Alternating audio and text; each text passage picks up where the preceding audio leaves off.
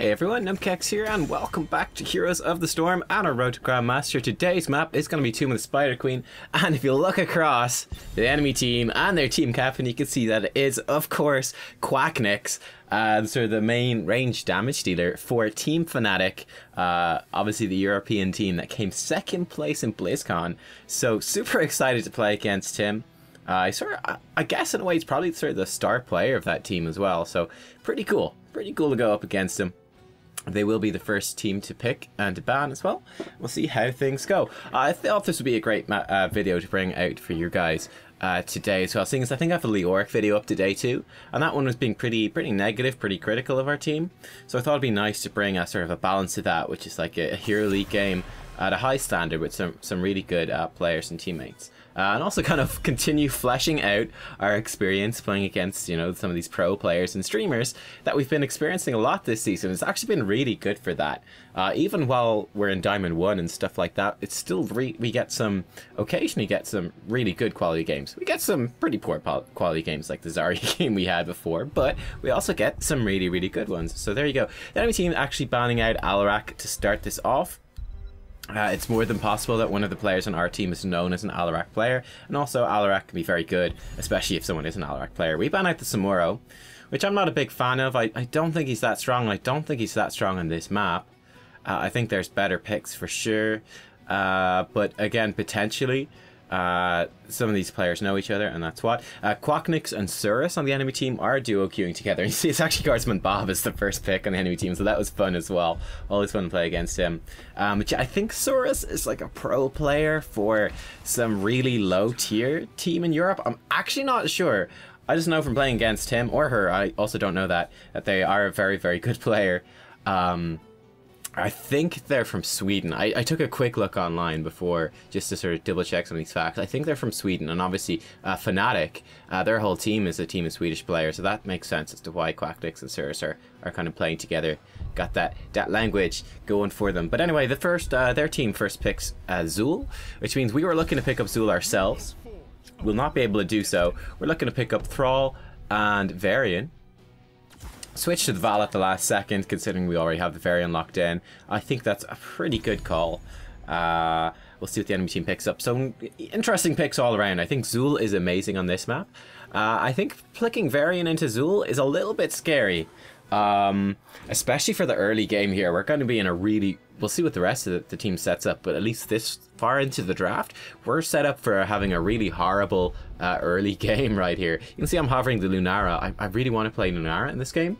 I think she's amazing on this map. I also feel very comfortable on Lunara. And bearing in mind as well, Lunara is one of QuackNiix's best heroes. It'd be kind of fun to play against that. They pick up Muradin and Greymane, so pretty cool picks coming out from them. We go into second bans. But yeah, so Varian's a weird hero. He's probably one of the worst heroes in the game before level 10. Level 10 is such a huge power spike for him.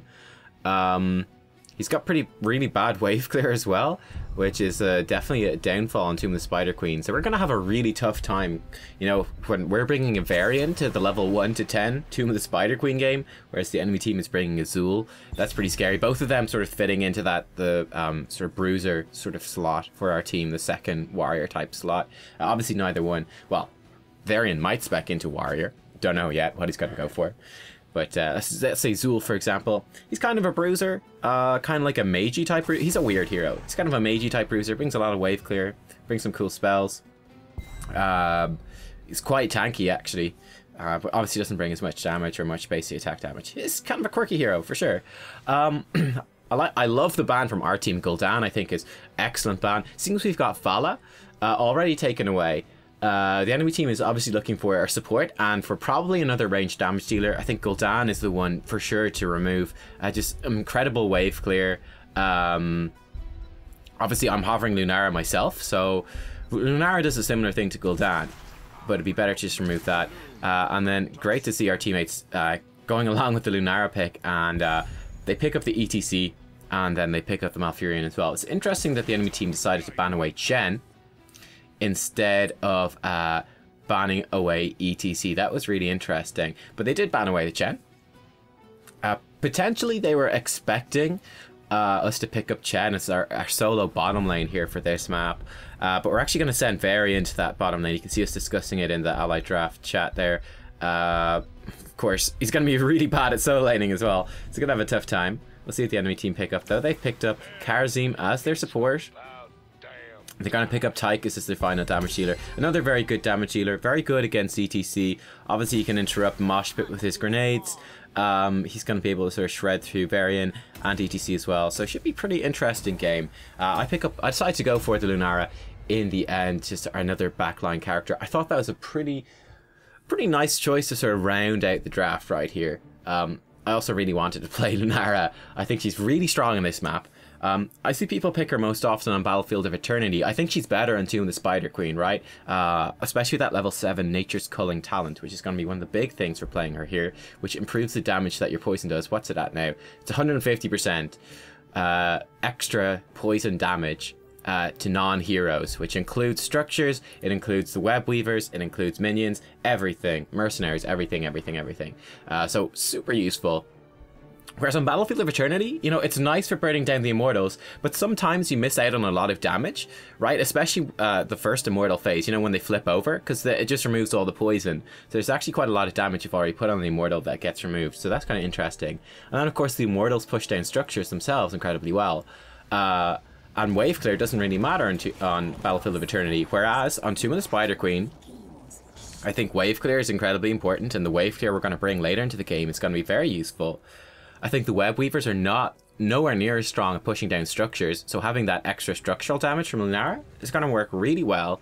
And then we're also going to be good at defending the lanes of multiple web weavers. So yeah, I kind of like Lunara here. It does mean we've got a very squishy team, right? We've got a very squishy team.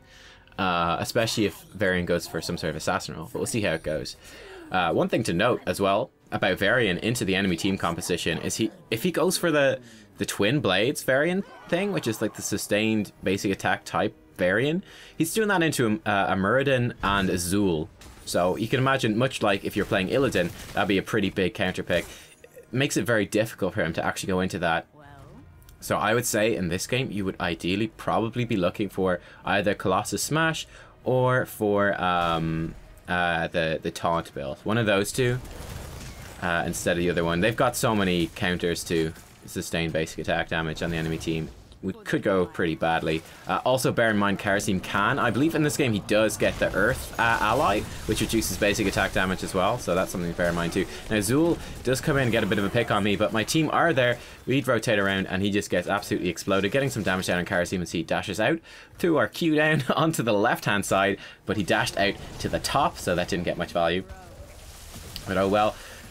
Karazim comes back around and he's just going to kick us in the face once again. Expecting him to back off, he did not. And yeah, we're going to rotate back in here. In the meantime as well, you might notice Varian did get soloed out by Greymain, by QuackNiix, already showing his pro skills in that bottom lane. Greymain will obviously have a massive advantage in that matchup.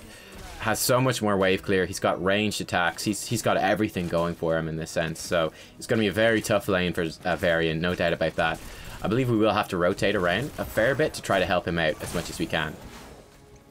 Now, one thing to note about Lunara and how I'm going to play here, this is really important, and people don't often realize this. I'm going to go down bottom lane because Varian's going to die. Muradin ganking him. It's just, there's nothing Varian can do. All he can do is run away and block some basic attacks. He has a really difficult time. So he's been killed twice in the first 2 minutes. So definitely a very tough bottom lane for us right here. And the sort of the logic of banning away Chen, a strong solo laner, starting to make sense, right? That's one of the downsides of drafting Varian. No doubt about that. One of the downsides. You have a very weak early game, no matter where you put him. He's bad in everything. I think he's bad at everything until level 10. Then he gets good at certain things, depending on which way you build him. Potentially very good at certain things, depending on which way you build him. Potential overreach here by Karazim. Bear in mind, they have level 4 talents. You can see his Earth ally actually coming down, helping to protect him a little bit. He's able to just dash out as well. But that will reduce basic attack damage done by 50%. Now, this doesn't actually affect Lunara too much, right? Because Lunara, a lot of your damage comes from your trait, from the poison you apply, which is ability damage. It doesn't actually come from your basic attacks. Going to pick up Nimble Wisp here at level 4, by the way. I'll return to talking about basic attacks and how to play Lunara. But Nimble Wisp, just to put it out there. Increases the wisp movement speed by 100% and the vision radius by 50%. Just kind of nice to get around the map and spot things out. You're going to see a few sort of wisp vision points that we can set up here. Malfurion barely making it out alive. Zul actually casting the Bone Prison on me as opposed to him. And that was somewhat lucky for us. Level 1 I also picked up Natural Perspective, so when you got a poison on an enemy, it will reveal them even when they go into Fog of War. Or into a brush or anything like that, or a vent, as it is on this map. So, pretty useful stuff. You can see just inspecting bottom lane. How's it doing? It's doing okay. Alright. I really like these bushes around the bottom lane as a really nice place to stick a lot of, to stick your wisp. The Varian gets a nice stun onto the Kharazim. We follow it up with our Noxious Blossom, and we do pick up the kill on Kharazim. He just dies from a final tick of poison as he dashes behind the gate. We're going to put it on a little bit of a push down here. You can see Greymane has picked up over 20 gems, so he is stacking those gems up pretty well. But yeah, I love a wisp. Like in this brush right here, you spot a lot of the rotations, especially if they don't go through that brush. It can be hidden for quite a long time, and then you spot most of the ganks that attempt to go from mid lane down to the bottom lane to pick off your solo laner. I think it's a really nice spot. The wisp is very strong in this map because you got a lot of bushes overseeing kind of important spots, so it's pretty nice. But yeah, so one of the things you'll notice about how I do play Lunara, right, is that I'll try to get... Basically, you're trying to spread your poison among as many enemies as possible. You're not very good at focusing down a single hero. What you are good at is spreading your poison and doing lots of sustained damage against multiple heroes through the use of that poison. So you'll see, for example, after I've gotten, let's say, maybe 2 enemy heroes hit by basic attacks and have poison on them, I will then activate my W. And your W slows down anyone who's poisoned. Ooh, nice attempt by the enemy team. I think if QuackNiix had followed that up, they would have killed me. But of course, our team is nearby in the mid lane as well, so that's pretty close. But yeah, this is going to be a pretty tough lane for me to take as well against Greymane. It's going to be pretty challenging, especially early on. You can see us kind of rotating up towards this. Greymane getting some nice poke down on me. Should have hit him with the W first, then the Q. Muradin is nearby, jumps over the wall, and we get picked off. Just completely outplayed. I was focusing on that play against QuackNiix and kind of going, oh no, I did my spells in the wrong order. Q into W, and he just obviously walked away from the Q. Hit him with the W first, would have been okay. It's kind of really interesting, right? Because it's just really kind of sort of going up against absolute top level opponent in the lane. I was suddenly kind of feeling like, I don't know Greymane that well. I don't know like what the cooldown timings are off the top of my head. Obviously you know roughly what they are, but for his E in particular is what I'm talking about here. For his disengage, or dark flight I think it's called as well, basically becoming a worgen and jumping forwards, or becoming a human jumping backwards. I don't fully know all the timings on those. That makes it really difficult to play against Greymane, because playing in this sort of top level lane, you need to know precisely all those cooldowns so that you can play around them, you can punish them, you can go aggressive.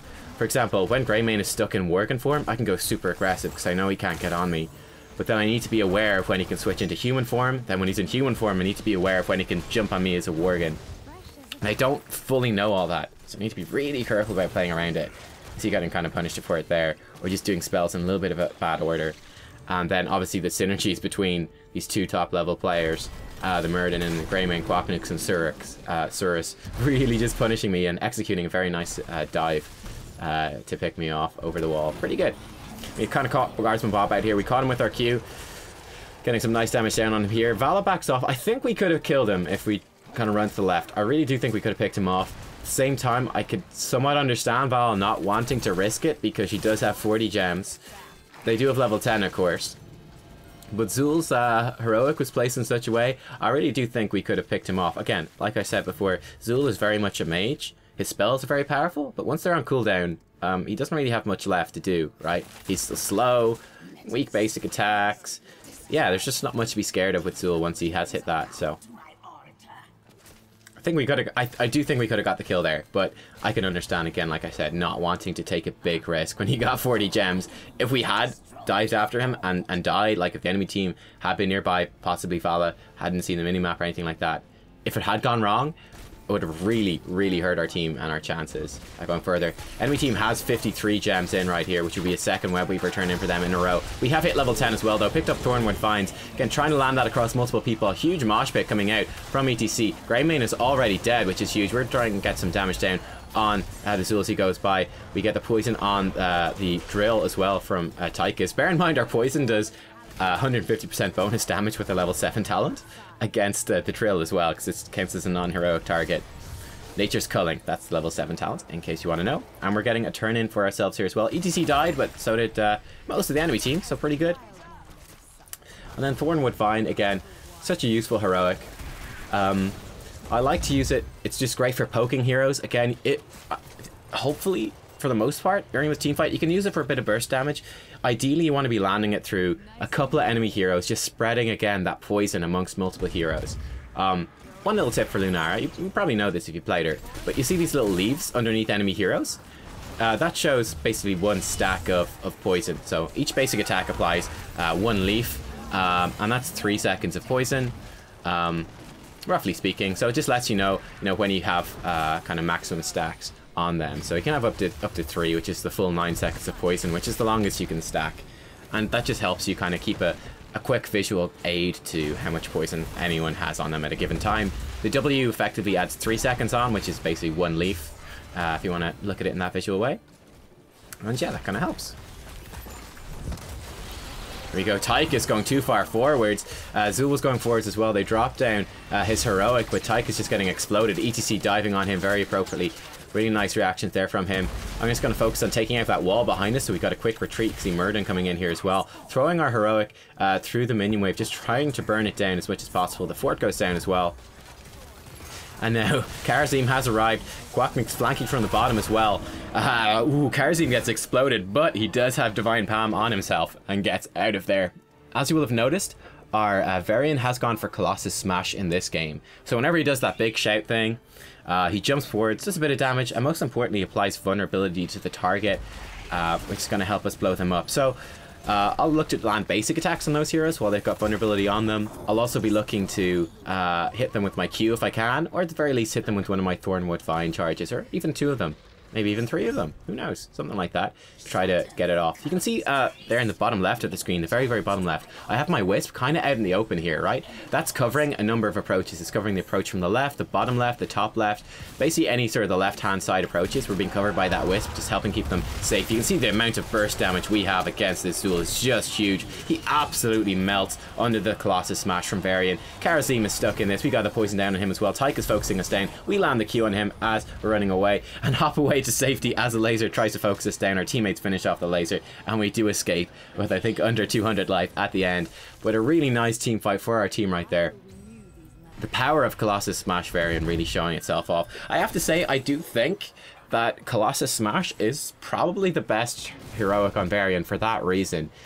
Again, your damage stats won't be the best for yourself, but the power of vulnerability, for anyone who's ever played Tyrande, you will know just how strong vulnerability can be. So having that from level 10 on a really short cooldown, and having quite substantial burst himself, it can do an awful lot of work. It can be really impactful. He's landed it on Karazim in that last fight as well, which is basically the best target to land it on, which is really, really good. So he's getting some poison on that wall, letting the poison finish off the wall. Our teammates are going forwards. We're hitting some stuff as we run past, trying to hit those minions. Didn't quite aim that Q perfectly, but oh well. We hit the Karazim, gonna hit a W on him as well, just get a little bit more poison going. And turn around and start focusing this fort, take it down. This is a nice split for us. The middle web weaver is dead, sure, but we got the top one pushing in and the bottom. We're hard pushing the bottom one while the top one is there. Greymane has had to go up to deal with that top web weaver, so you can see me using my Thornwood Vines to just burst that wave as quickly as possible. Basically because the enemy team is split between top and bottom, that's as far away as they can split, which means that we've got quite a long 5v4 going for us down here. I'm putting a lot of pressure on the enemy team, really pushing them in, giving them a very, very hard time. I'm going to pick up Starwood Spear at level 16, so whenever I activate my W, I'm going to have longer basic attack range for a little while. You can see me, look at this positioning right here. We're zoning out the Muradin and the Tychus pretty much by ourselves, and you can see with our poison we just tear through that drill. It evaporates in no time. Now we're zoning out the Karazim and the Tychus as well. Muradin goes in, he gets picked off very quickly, and now we are on the keep. Big value kill now and Cocktail coming out from QuackNiix, well placed, and does a chunk of damage to our entire team. I don't actually know what build he had. Let me just double check for you guys. Yeah, he did go for mostly a Q build, so that was giving him a few stacks of his quest as well, having him get even more bonus damage. But the keep goes down. And we are turning around, start focusing on this bruiser camp. Keeping an eye on the bottom left as well. You can see I got my wisp there, try cover that. Valor of Dalaran goes down. Vulnerability goes down. A Banner of Dalaran as well from the variant too. Really nice pick. Gives 20% bonus ability power. And even, I mean, Vala and Lunara don't have huge burst, but we got enough burst. And just the power of the Colossus Smash, plus that, and the Kharazim just evaporates. Tychus goes too far forwards, and he evaporates as well. Colossus Smash is back up. Even Muradin, you can see he is just melting beneath the damage we're able to output right here. Guardsman Bob, the Zool's in a pretty rough spot. The stun comes out from Varian. Once again, that Warbringer getting a ton of value. QuackNiix on the retreat there to the northeast, and we're calling for retreat ourselves. We've got pretty much everything we can hope to get in that bottom part of the map. Want to back up. We've got 63 gems. We only need 60, so this would be a great opportunity for us to get a turn. And you can see just covering our teammates' retreat with the wisp and with our positioning as well, making sure we can get back without being focused down.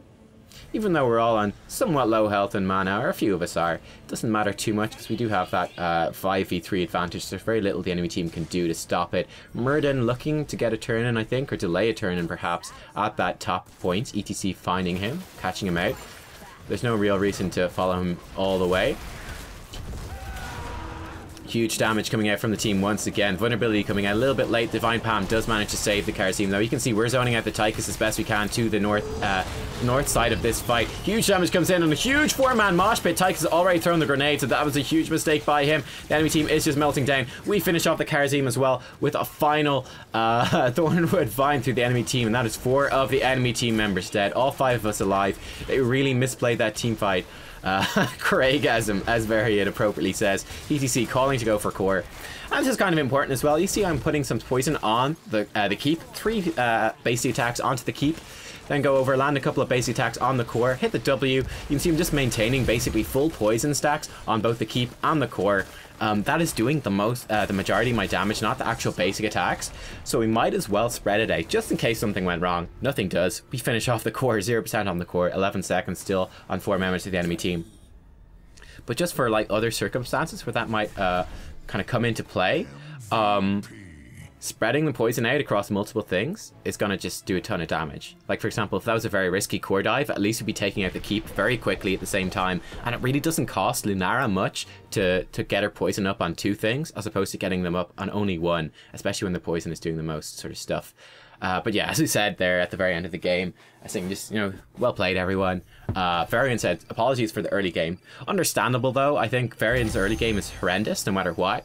And like I said, I think the Colossus Smashes probably won us the game. Though, to be fair as well, we had some awesome mosh pits. I think everyone on our team played a really, really good game, and it really showed.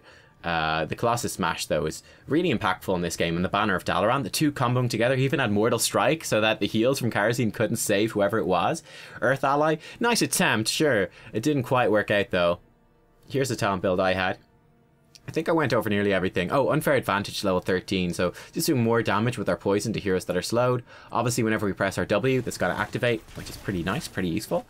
And yeah, there you guys go. We actually got the MVP. Like I said, though, I think the Colossus Smash was really impactful. I think ETC played a great game, and Furion played a good game as well. Vala played a pretty good game too. I think everyone played well. Yeah, I think for some of those team fights, it might even be worthwhile looking back on them and just seeing like some of the positioning from people and stuff like that. Like, for example, I was positioning. I think that's super important on Lunara. Actually, the last time I did a Lunara game for you guys, I remember someone saying to me, it's like, dude, your positioning really sucks. It's like you're so close to Thrall. Like, Thrall is just like a centimeter away from just basing attacking you in the face in Lunara, but he doesn't do it. I don't understand when your positioning is so bad. I said, well, let's sit down and think about that. If Thrall is a centimeter away from me, he's in basically melee range of me, but he's never able to actually basic attack me. Does that mean that my positioning is bad, or does that mean that my positioning is really good, right? I think that's a really important thing, and your positioning is super important on Lunara. Just being in a position where you create a ton of pressure amongst the enemy team, you're getting that just enormous Lunara sustained damage out onto the enemy team. Just the threat of that, and the threat of the poison, the threat of the slows, and just the crazy amount of damage that she does. Getting that out in the enemy team, creating pressure on them. For example, multiple times in that game, I think you could see in team fights where we had 1, maybe 2, maybe even 3 of the enemy team just scared to actually go forwards. obviously because of what the rest of our team was doing as well, but certainly I think there were multiple times where Tychus particular, who has quite short range, was just completely removed from the fight because of me using the longer range Lunara to just scare him away and prevent him from actually coming in and getting any value from his abilities, which is really important. But yeah, using your position to push forwards, but without going so far forwards that you yourself put yourself in danger. That's really important in Lunara. And it's not too difficult, I don't think, considering that you do have a bit faster movement speed with the hops than other heroes, and that you've got really nice range, especially with this build. I went with the Thornwood Vine at 10, and then the Starwood Spear at level 16. You've got really long range with both of those, and you can put out just a ton of pressure. It's super effective, and like I said, I do think this is probably her best map.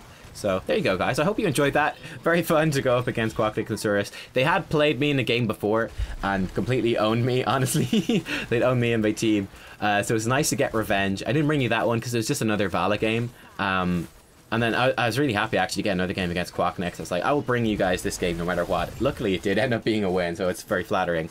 But to my play, I guess. But yeah, he did like own us in one of the other games. He was playing Tyrael actually, and I was like, how good is QuackNiix, a ranged player on Tyrael? Turns out he's like one of the best Tyraels I've ever seen. So there you go. The dude is pretty damn good at Heroes of the Storm. Let's put it that way. And his friend Saurus was very strong as well. But there you go. Cool game.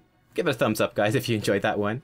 And I will see you all next time for more Heroes of the Storm. I will be bringing you, by the way, our promo game, right? Because that was back in, that was when we fell back to Diamond 1. And that was a tough thing, right? There's nothing worse than, you know, you're trying to just grind your way up the ranks. And then, hey, what do you know? You run into a freaking pro player queuing with his pro buddy who's also doing the same thing, grinding out the ranks. That is the worst thing, you know? It's not like you just run into a normal, like, Diamond 1 or Master player. It's like, oh god, we run into, like, top 100 players on the server, top 50, in the case of QuackNiix, you know. You could argue maybe even one of the best players by far on Europe servers. Like, that's exactly the kind of person you don't want to run into, really. Makes for really good games, though. So I do appreciate that. But anyway, yeah, the promo game from Diamond 1 back up to Masters. I will bring you that one, seeing as it's the next one that's up. We got to the promo game in the series. So stay tuned for that. That should be up tomorrow. I'll see you guys all then. Bye-bye.